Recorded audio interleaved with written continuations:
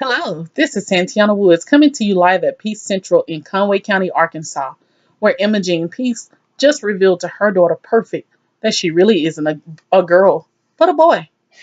After 8 years of deception, lying, and pretending, bold and boisterous Imogene now has to present to her husband his seventh son. Not only must she spring this on Gus, but to her other children, James Earl, Otterly, Woody, King Solomon, Blind Bartimaeus, and Mr., as well as to the townspeople. So, to give a little background, let's start off. Imogene was raised by her mother, May Helen, with her sisters Pearlie and Gracie. But she was treated badly because, according to May Helen, she was the ugly one.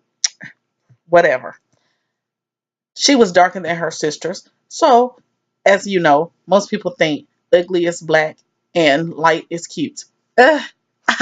Whatever. Anyway, well, back to the recap. Now, Imogene had always promised that she would have a daughter and that she would give her daughter the best of everything that she didn't receive because May Helen just did her wrong. So little did we know that she wasn't going to wait on what God wanted, but she was going to take matters into her own hands. Now, when the town midwife delivered her baby, guess what? It was a boy. She was so dismayed. How could God do this to her? I mean, he was punishing her, or so she thought. Maybe she should have been happy with just having a healthy baby. But no, she just had to have that girl. So she wanted to show up her mother.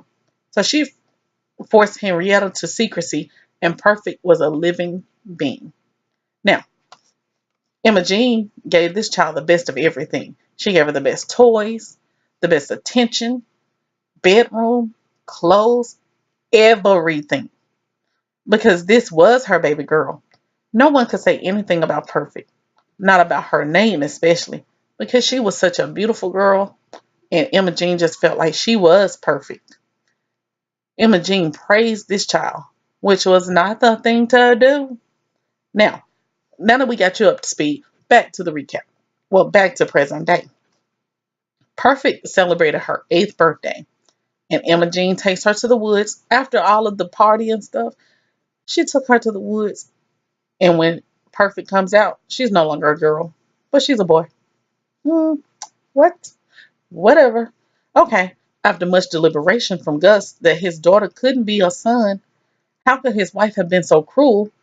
What person in their right mind? But that's the problem. I don't think she was in her right mind. But what person in their right mind would do this?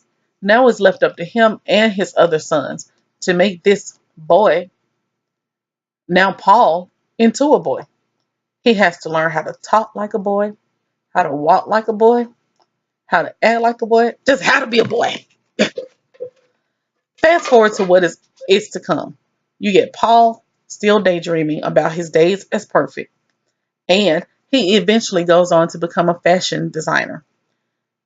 Imogene, Imogene makes Saul drop out of school so that Paul could go. Saul eventually goes to Howard University and graduates and is now in school for psychology.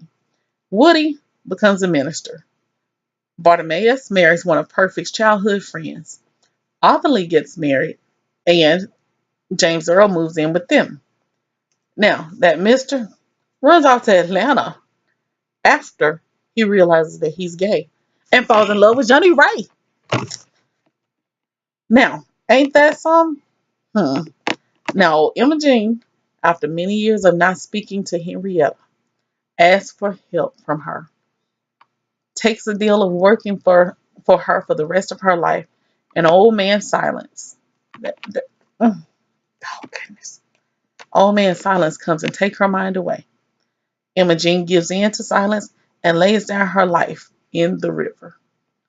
What a sad, sad ending to her life. Imogene was so boisterous and so full of life. Nobody could ever do anything to make her. Anyway, I think the strength of this book was basically the the point of letting people know that you can succeed, even though your life may throw you some curveballs. that you can eventually succeed. Because look at the way Perfect's life started out. She started out as a girl. Well, she started out as a boy. Then she became a girl because her mama decided she didn't want no boy. Became a girl. Then ended up having to go back to being a boy. And he still succeeded in life. Now, the major weaknesses I witnessed is how someone can have so much control and power over your life after you're grown. Because Emma Jean actually allowed her mother, what her mother did to her, to bother her life so much that eventually became her detrimental to her life. It became her final outcome. So sometimes you just can't base, well, not sometimes, all the time. You can't just base it on everything somebody else wants to see. You got to deal with what you got to deal with in your life. Now, I feel like the book relates to Black studies because in Black America, the family and the church plays a big role in our lives. Daniel Black Daniel Black delves into the mind and soul of what it means to the Christian, yet not so Christian folk. Because I am a Christian, but sometimes we have problems with looking at these folks and seeing what they got versus us folk and what we got. Yeah, whatever. Now, I personally don't know how the other group members felt about the book because I hadn't talked to them. I tried, they didn't contact me. I called a couple of people. They weren't even sure about a group me. They didn't know anything about whatever. I did a collaboration, didn't have it. Anyway, so I can tell you, my family, they really enjoyed it because everything I read in the book, I was like, look, let me tell y'all what's going on in this book. So they really enjoyed it. As for now, this is Santiana Woods signing off. Have a great day.